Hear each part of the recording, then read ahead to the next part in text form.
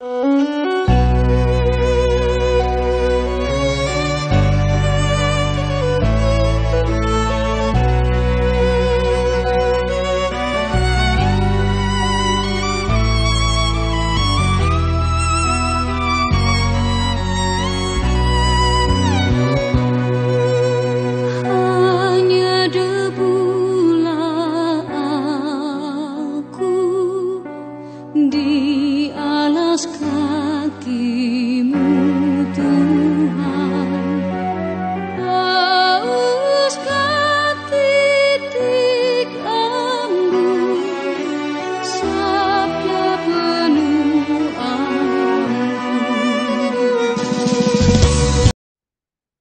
saudara-saudariku, senang berjumpa kembali dalam renungan harian dalam masa panas. Semoga hari ini berkat Tuhan berlimpah atas hidup kita. Saudara-saudari, pada hari ini kita akan bersama-sama mendengarkan dan merenungkan firman Tuhan dari Injil Matius bab 5 ayat 17-19. Dan semoga kita siap mendengarkan, siap meresapi, siap mewujudkan firman Tuhan dalam hidup kita. Inilah Injil suci menurut Matius. Yesus berkata, janganlah kamu menyangka bahwa aku datang untuk meniadakan hukum Taurat atau kitab para nabi. Aku datang bukan untuk meniadakannya, melainkan untuk menggenapinya. Karena aku berkata kepadamu, sesungguhnya selama belum lenyap langit dan bumi ini, satu iota atau satu titik pun tidak akan ditiadakan dari hukum Taurat sebelum semuanya. Dan itu siapa yang meniadakan salah satu perintah hukum Taurat sekalipun yang paling kecil dan mengajarkannya demikian kepada orang lain, ia akan menduduki tempat yang paling rendah di dalam kerajaan surga. Tapi siapa yang melakukan dan mengajarkannya kepada perintah-perintah hukum Taurat, ia akan menduduki tempat yang tinggi di dalam kerajaan surga. Demikianlah sabda. Terpujilah Kristus. Saudara-saudari, kalau kita membaca perjanjian lama, begitu banyak hal yang kita bisa melihat, peraturan-peraturannya, ketetapan-ketetapan yang dilakukan oleh bangsa Israel. Dan tentu ketetapannya itu adalah sesuatu yang baik ya untuk perjalanan hidup, ya, untuk mengatur ketertiban, kedisiplinan hidupnya. Dan bahkan Bapa pun selalu memberikan perintahnya kepada para nabi, ya, dan selalu mengatakan, dengarlah hai Israel, ya, dengarlah Israel itu menjadi suatu hukum yang sangat penting bagi Israel, ya.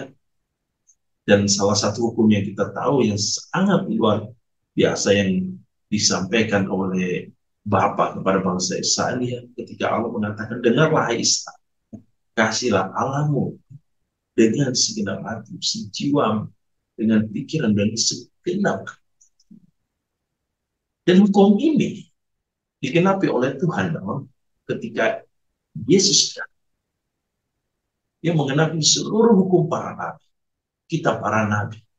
Dia menggenapi seluruh ketetapan-ketetapan dengan satu hukum, yaitu hukum kasih. Agar segala peraturan, segala ketetapan yang dibuat oleh manusia harus diarahkan pada satu perbuatan.